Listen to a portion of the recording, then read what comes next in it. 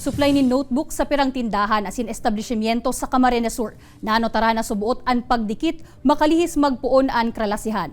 Alagad presyo kan mga ini, naglangkaw naman. Uya ang report.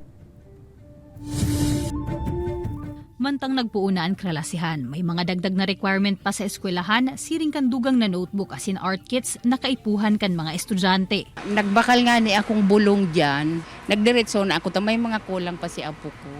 Kulang na lang ang binabakal ko. Alagad sa establishmento na sa iyang binakalan sa Banwaan Pili, limitado na ang supply nin mga notebook, urog na ang mga tinahi, asin may patos na klase kaini, pati na ang mga bagong deliver nindang booklets. Iyo kaya daan masulong sigun sa manhamiento. Ngayong taon lang kami nagkulang ng supply. Ngayon po baga kasi as in face to face na nung nakaraan po bagang school season.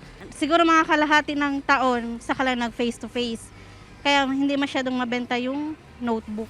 Sa ibong kanano tarang pagdikit kan supply day man subuot ninda pigdilimitaran ang mga parabakal kun hasta pirang pedaso sa naan pwedeng bakalon.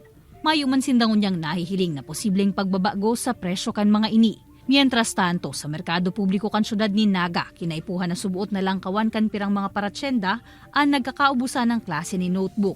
35 pesos na ang pidaso kaini.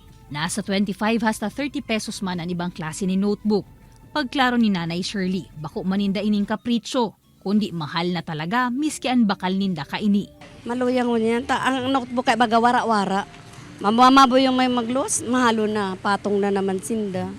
Kaya mayo man, ang dilensya mo lang, teres-teres. Magin sa Metro Manila kaya daa. Dikit naman anako ko ang supply ni notebook. Kaya padikit-dikit na salaman ang bakal ning Nanay Shirley kaini, nganing daiman sinda malugi.